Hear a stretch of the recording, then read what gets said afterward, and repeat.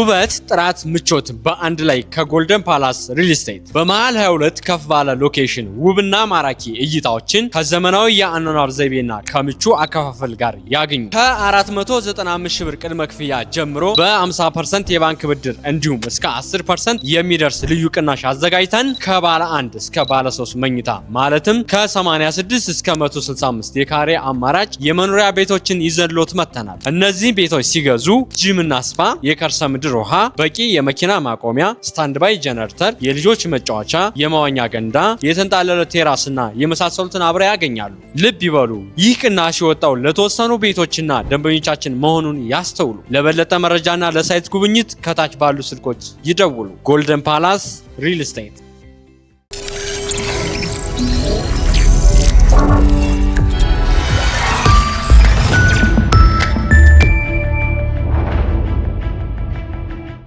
ይህ አዋዜ ሰበር ነው። የእስራኤሉ ጠቅላይ ሚኒስትር ቤንያሚን ኔታንያሁ ፕሬዚደንት ዶናልድ ትራምፕ ኢራን ላይ አዳዲስ ማዕቀቦች በመጣል ሸምቀቆን እንዲያጠብቁ በቅድሚያ ነግሬያቸው ነበር ሲሉ አስታወቁም። ኔታንያሁ ዛሬ በተሰራጨ መግለጫቸው እንደተሰማው ኢራኖችን ሸምቅቋቸው ሲሉም ለፕሬዚደንት ትራምፕ ሐሳብ ያካፈሉት ባለፈው ሐምሌ ወር በዋይት ሃውስ ተገናኝተው በተወያዩበት ወቅት ነበረ። ኔታንያሁ በዚህ ወቅት ለትራምፕ ሲነግሯቸው ከቴሄራን ጋር ውል መዋዋል አይቻልም፣ ምክንያቱም መሪዎቻቸው አረመኔዎች ናቸው ስል አስገንዝቤያቸዋለሁ ብለዋል።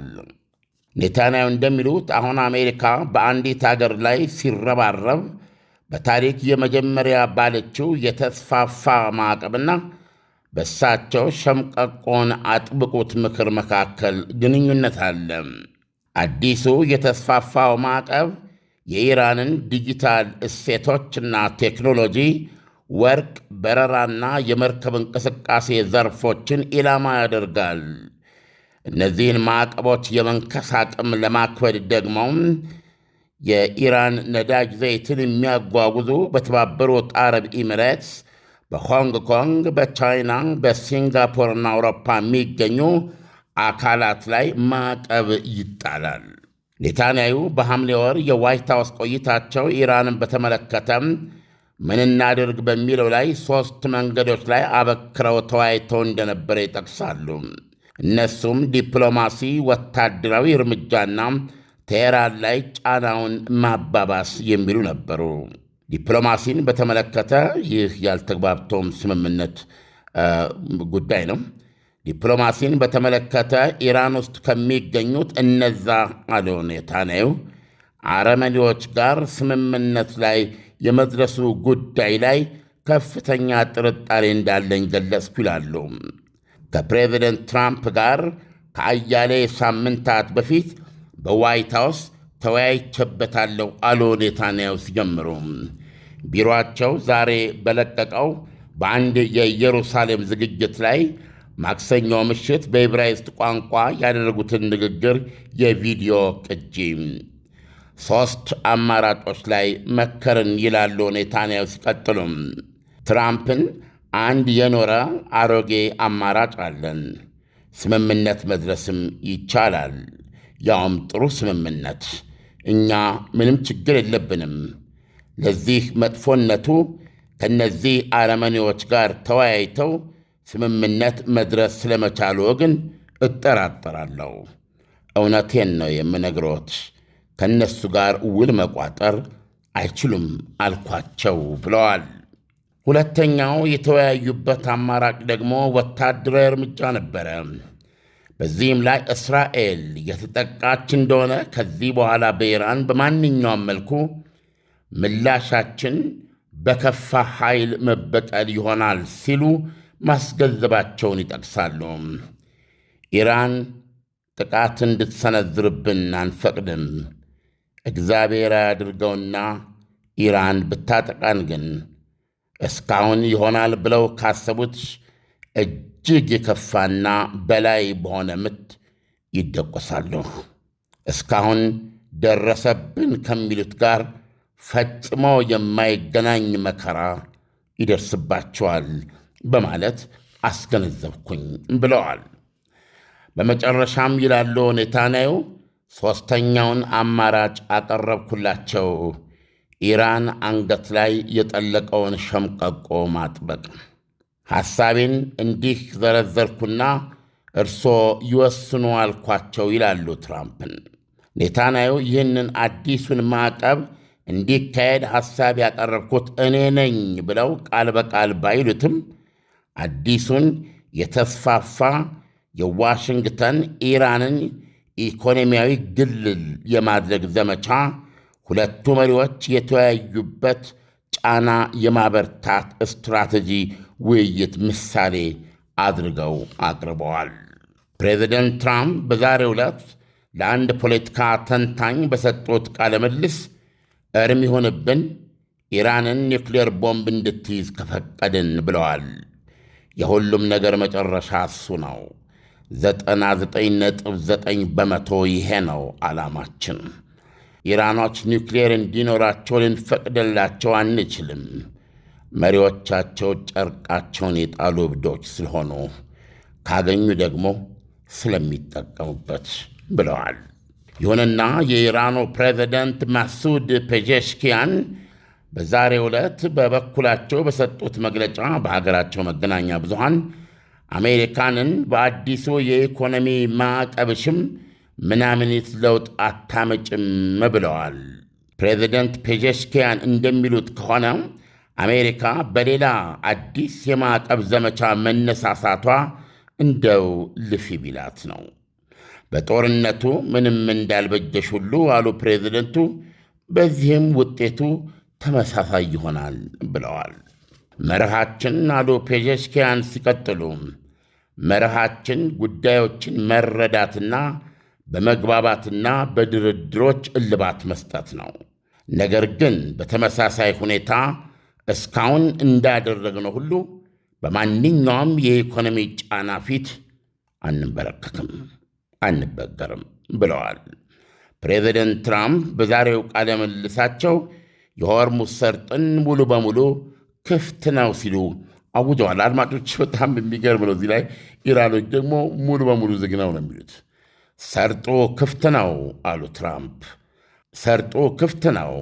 አሁን ብዙ መርከቦች በሰርጡ እያሳለፍን ነው። የተቀበሩት ፈንጂዎችም ተወግደዋል ብለዋል ትራምፕ።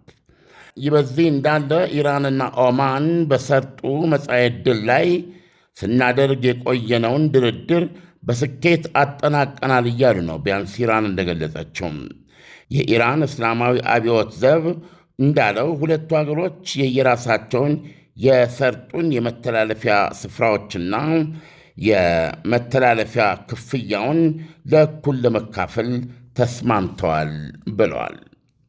ኢሳያስ እንግዲህ ኔታንያሁ አሁን በኢራን ላይ የተረባረበባት ያለው አዲስ ዙር ማዕቀብ ምናልባት እሳቸውን በአበክረው ያነሱት ጉዳይ እንደነበር ነው የተናገሩት።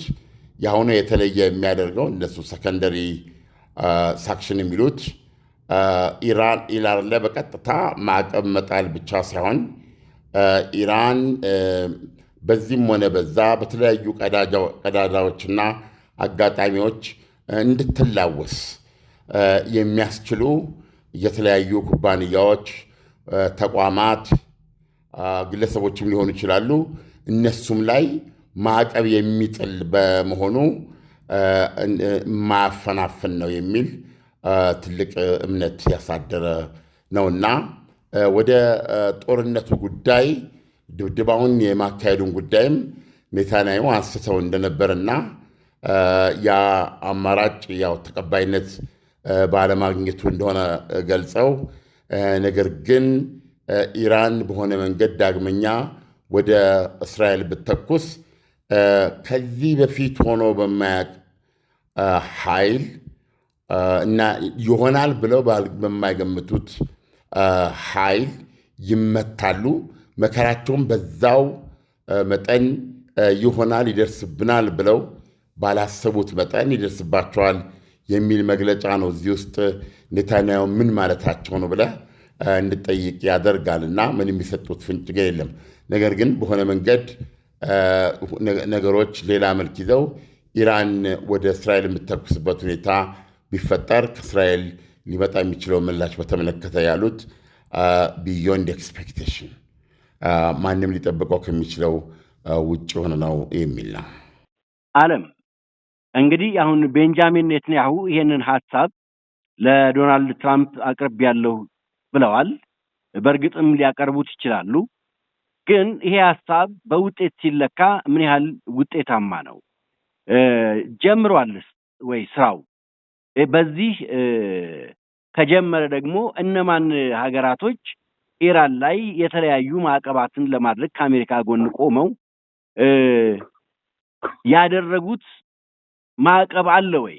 ውበት፣ ጥራት፣ ምቾት በአንድ ላይ ከጎልደን ፓላስ ሪል ስቴት በመሃል 22 ከፍ ባለ ሎኬሽን ውብና ማራኪ እይታዎችን ከዘመናዊ የአኗኗር ዘይቤና ከምቹ አከፋፈል ጋር ያገኙ። ከ495 ሺህ ብር ቅድመ ክፍያ ጀምሮ በ50% የባንክ ብድር እንዲሁም እስከ 10% የሚደርስ ልዩ ቅናሽ አዘጋጅተን ከባለ 1 እስከ ባለ 3 መኝታ ማለትም ከ86 እስከ 165 የካሬ አማራጭ የመኖሪያ ቤቶችን ይዘንሎት መጥተናል። እነዚህ ቤቶች ሲገዙ ጂምና ስፓ፣ የከርሰ ምድር ውሃ፣ በቂ የመኪና ማቆሚያ፣ ስታንድ ባይ ጀነሬተር፣ የልጆች መጫወቻ፣ የመዋኛ ገንዳ፣ የተንጣለለ ቴራስና የመሳሰሉትን አብረው ያገኛሉ። ልብ ይበሉ፣ ይህ ቅናሽ የወጣው ለተወሰኑ ቤቶችና ደንበኞቻችን መሆኑን ያስተውሉ። ለበለጠ መረጃና ለሳይት ጉብኝት ከታች ባሉ ስልኮች ይደውሉ። ጎልደን ፓላስ ሪል ስቴት። ያው ይሄ እንግዲህ ወደፊት የምናየው ነው። ግን አክቹዋሊ ስራው እንቅስቃሴዎች አንዴ በዚህ መልክ ከሆኑ እንቅስቃሴዎች ውስጥ ለውስጥ የሚቀጥሉ ናቸው። ስለዚህ በእነዚህ በተጠቀሱት ኃይሎች ላይ ለምሳሌ ማዕቀብ የሚጣልባቸውን ያለችውን እስካሁን አልሰማንም። የሚጣልባቸውን ምክንያት የኢራንን ነዳጅ ሲያጓጉዙ ከተገኙ ነው የሚሆነው። ስለዚህ ከዚህ ደረጃ ባንኮች፣ የመርከብ ድርጅቶች ብዙ ሊሆኑ ይችላሉ እና እነሱም ላይ አሁን ኢራን ላይ ብቻ ሳይሆን ማዕቀቡ ሌሎችም እሷን በሚያስችሉ አካላትም ላይ የቻይና ባንኮችም ላይ ጭምር የተነጣጠረ ማለት ነው። ስለዚህ የዶናልድ ትራምፕ ማዕቀብ ኦፊሻሊ አልጀመረም ማለት እንችላለን? ነው ጀምሯል። እንቅስቃሴማ ጀምሯል። ከዛ በኋላ ማንኛውንም እንቅስቃሴ መቆጣጠርና መከታተል ይጀምራሉ። 24 ሰዓት ነው የሚሰሩት። ስለዚህ እርምጃው ተጀምሯል። ሂደቱን ያው ልክ ነው፣ ጊዜ ያስፈልገዋል። ኢራን ከአሁን ቀደም በነበራት ተሞክሮ ሰፊ የገበያ አማራጭ አልነበራትም። እሷም በማዕቀብ ውስጥ ስለነበረች ማለት ነው። የገበያ አማራጯ እነማን እንደሆኑ ይታወቃሉ። አሁን እነ ቻይና፣ ሩሲያ፣ ኮሪያ እና እንግዲህ ሌሎች ሀገራት ህንድም በዚህ ውስጥ ትሳተፋለች። ስለዚህ እነዚህ ሀገራት የአሜሪካንን ማዕቀብ ተቀብለው ከኢራን ጋር ያላቸውን የወዳጅ ቁርኝትና የንግድ ሀሳብ ይተዋሉ ወይ? በእርግጥስ አሁን ቻይና እያፈገፈገች አይደለችም ወይ? ሌሎችስ የተከተሉ አሉ ወይ? ነዳጁን በተመለከተ አሁን የተለየ ሁኔታ እኮ አለ። የአሜሪካ የጦር መርከቦች ግድግዳ ሰርተው ቆመው ነው ያሉት። የሚወጣ ነገር የለም። በባህር ሊያስገቡ የሚችሉት ነገር የለም። ነዳጅ ደግሞ በዚህም ተባለ በዚያ ልትሸጠው የምትችለው በባህር ነው። ስለዚህ ቻይናዎቹ በዚህ ረገድ ለመተባበር ፈቃደኛ ይሆኑም አይሆኑም አንድ ጠብታ ነዳጅ ሊደርሳቸው አይችልም። የአሜሪካ ባህር ኃይል ጠርቅመው እስከያዘ ድረስ በመሬት ለመሬት በመኪና ደረጃ ተጭኖ ካልሆነ በስተቀረ ማለት ይሄ ደግሞ በፍጹም የማያስኬድ ነው። በነገራችን ላይ እነዚህ ነዳጅ ጫኝ መርከቦች እስከ 4 ሚሊዮን 8 ሚሊዮን በርሜል መያዝ የሚችሉ ናቸው። 1 ሚሊዮን 800 ሺህ እስከ 800 ሺህ ነው ዝቅተኛ የሚመስለኝ እና በጣም እጅግ ግዙፍ ናቸው። በጣም ግዙፍ ናቸው እና የቻይና የነዳጅ ፍላጎት ደግሞ እንደምታውቀው ኦልሞስት ከ80 እስከ 90 በመቶ በማዕቀብ ውስጥ ቢሆንም የማስፋፊያ እድል ባያገኝም አሁን በቀን $500 ሚሊዮን ገቢ መስራት ይችላል የምንለውን የኢራንን ነዳጅ የምትወስደው ቻይና ናት። ቻይና ያንን ነዳጅ ለመውሰድ ነዳጁ ከኢራን መጫን አለበት፣ ተጭኖ መውጣት አለበት። የአሜሪካ ጦር ግን ዘግቶ ስለያዘው ባህር ኃይል ስለያዘው እና ይህ የባህር ኃይል ከበባ መቀጠሉ እና በሌሎች መንገዶች በሌሎች ነገሮች ላይ ያለውን በየብስ ሊያከናውኑ የሚችሉት ነገር ላይ ቁጥጥሩ እንዳለ ነው። ነገር ግን ዋናው የነዳጅ መሸጫው መንገድ የኢራን ወደቦች ሙሉ በሙሉ በአሜሪካ ባህር ኃይል ቁጥጥር ስር ወድቀው ነው የሚገኙት። ኢቨን እነ ቻይና ለኢራን ሊልኩ የሚችሉት ማንኛውም ሸቀጥ እንግዲህ መቼም በአውሮፕላን ልታስገባ ትችላለህ፣ ገና አስቂ ነው የሚሆነው። ምናልባት በመሬት በፓኪስታን በኩል አድርገህ ይሄም ደግሞ በዛ ደረጃ የተስፋፋና የጠናከረ ከሆነ ፓኪስታን በእጅጉ የምትንከባከበውን ከአሜሪካ ጋር ያላትን ግንኙነት የሚያጠፋባት ነው የሚሆነው። ስለዚህ እንደዚህን ስታስብ ይህ የአሜሪካ የባህር ኃይል ከበባ እንደዚህ ያልኩ አዳዲስ እርምጃዎች ይሄንን በአሰራር የሚያግዙ ናቸውና ይህ ከበባ እስከቀጠለ ጊዜ ድረስ ኢራን ያው በግልጽ እንደሚታየው በየዕለቱ $500 ሚሊዮን ማጣት ብቻ ሳይሆን ከውጭ የምታስገባው ነገር የለም ማለት ነው። ይሄ የሆነ ማለት ታዲያ ዓለም ምንድን ነው እያመላከተን የመጣው? ምንድን ነው ውጤቱ? ከወዲሁ መገመት የሚቻልበት ሁኔታዎች የሉም ወይ? ዶናልድ ትራምፕ እኮ እያወጁ ነው። ኢራን በኢኮኖሚ አልቆላታል ነው የሚሉት። ኢኮኖሚው ሟምቷል። ለጦሯ ለአብዛኛው የጦር አባላቷ ደሞዝ መክፈል የማትችልበት ሁኔታ ውስጥ ነው ያለችው። ቅድም በነበረው ዘገባ ላይ እንዳልነው 1 ኪሎ ቲማቲም ለመግዛት ሚሊዮን ሊሬ ምንድነው የነሱ ሪያል ይዘው ወደ ገበያ መውጣት አለብህ። ይሄ ጦቱን ነው የሚያመለክተው። ስለዚህ የሀገሪቱ ኢኮኖሚ ሟምቷል እና ይህ ጫናው በርትቶ እስከቀጠለና በማንኛውም በኩል የነፍስ አድን ጣልቃ ገብነት እንዳታገኝ የተለያዩ ቀዳዳዎችን መዝጋት ከቻልን አገዛዙ መሬት ወድቆ ሀገሪቱንና ሕዝቧን የማዳን ጣጣው ስለሚገባ የምንፈልገውን ነገር ለማድረግ ጸጥለጥ ብሎ ለመዋልና የምንፈልገውን ለመስጠት ዝግጁ ይሆናል። ካልሆነም ደግሞ እስትንፋስ አጥቶ ኢኮኖሚው ፖለቲካውን ይዞ ይጠፋል ነው ዶናልድ ትራምፕ እያሉ ያሉት። እኛ ግን በዚህ መካከል የሆርሙዝ ሰርጥን በእኛ ቁጥጥር ስር ስላለ እንቅስቃሴው እንዳይቋረጥ እናደርጋለን እና ኢራን ምንም ነገር አታገኝም። ሆርሙዝ ሰርጥን አትቆጣጠርም፣ ኢኮኖሚዋን አታድንም። ኢኮኖሚዋን ካላዳነች ደግሞ ሚሊተሪውም ሌላውም ነገር አብሮ ይንኮታኮታል እንደ ስርዓት የሚል እምነታቸውን ነው በየጊዜው እየገለጹ ያሉት እና ላለመደጋገም ዞሮ ዞሮ በሁለቱ ሀገሮች መካከል ቤትል ኦፍ ዊል ጽናት ነው እና የዚህ ጽናት ደግሞ ዳኛው ጊዜ ነው። ስለዚህ አሁን ያለው ሪያሊቲ ይሄ ነው። ዓለም እንደው መንግስታቶች እንግዲህ በጣም ብዙ ጊዜ በዓለም ያሉ መንግስታቶች በተለይ በምርጫ የማይመጡ መንግስታት ወይም ደግሞ በእንደዚህ አይነት ግፊት ከኋላ የተለያዩ አይነት ሀገራቶች ግፊት የማያደርጉባቸው ሀገሮች ሲወድቁና ሲንኮታኮቱ እንደ ምልክት የሚታዩ ነገሮች በኢራን ላይ እየታዩ ነው ወይ? ማዕቀብ አገሮችን አንኮታኩቶ መንግስታቶችን ጥሎ ያውቃል ብዬ በእኔ ኤክስፒሪየንስ ማስታወሰው የለም። ይሄኛው የተለየ የሚያደርገው የኢራን ወደቦች ተዘግተዋል። ይሄ የኢራን ወደቦች ተዘግተዋል እና እንዴት ነው ማንም ሰው ማሰብ የሚችለው አንድ ሀገር በየዕለቱ ምን አይነት ሸቀጦች ታስገባለች? ቤዚክ የሆነ ማዕት ነገሮች አሉ።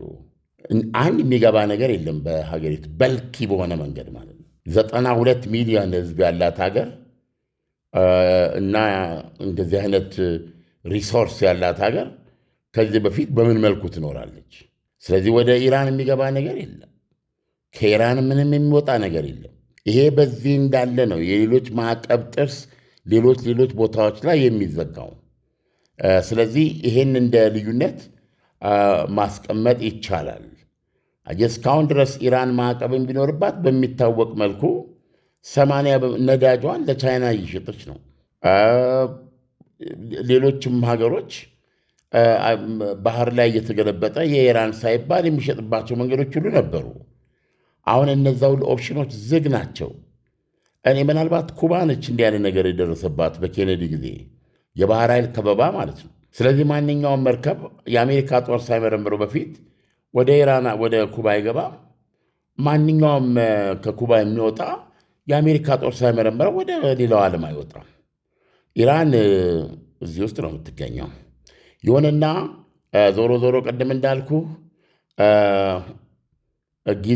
ጊዜና ትውልድ ይፍረደን እንዳለው ቲያትረኛው ይህንን የሚወስነው ጊዜ ነው። ዶናልድ ትራምፕ 6 ወር ከ40 ቀን ጦርነት በኋላ በቀጠለ ያልተግባብቶም ስምምነትና እሱን እያቋረጠ በሚቀጥል መቆራቆስ 6 ወር አስቆጥረዋል። ከአሁን በኋላ ሌላ 6 ወር አይፈጅብኝም ብለው አምነው ነው እዚህ ውስጥ የገቡት። ይሄንን የሚያሳየን ጊዜ ነው። እውነት ነው። ጊዜ የሁሉንም ቋጠሮ ፈቺ ጊዜ ነው። ዓለም ለትንታኔው ከወዲሁ አመሰግናለሁ። መልካም አዳር ይሁንልን። መልካም አዳር። ውበት፣ ጥራት፣ ምቾት በአንድ ላይ ከጎልደን ፓላስ ሪል ስቴት በመሃል 22 ከፍ ባለ ሎኬሽን ውብና ማራኪ እይታዎችን ከዘመናዊ የአኗኗር ዘይቤና ከምቹ አከፋፈል ጋር ያገኙ። ከ495 ሺህ ብር ቅድመ ክፍያ ጀምሮ በ50% የባንክ ብድር እንዲሁም እስከ 10% የሚደርስ ልዩ ቅናሽ አዘጋጅተን ከባለ 1 እስከ ባለ 3 መኝታ ማለትም ከ86 እስከ 165 የካሬ አማራጭ የመኖሪያ ቤቶችን ይዘንሎት መጥተናል። እነዚህ ቤቶች ሲገዙ ጂምና ስፓ፣ የከርሰ ምድር ውሃ፣ በቂ የመኪና ማቆሚያ፣ ስታንድ ባይ ጀነሬተር፣ የልጆች መጫወቻ፣ የመዋኛ ገንዳ፣ የተንጣለለ ቴራስና የመሳሰሉትን አብረው ያገኛሉ። ልብ ይበሉ፣ ይህ ቅናሽ የወጣው ለተወሰኑ ቤቶችና ደንበኞቻችን መሆኑን ያስተውሉ። ለበለጠ መረጃና ለሳይት ጉብኝት ከታች ባሉ ስልኮች ይደውሉ። ጎልደን ፓላስ ሪል ስቴት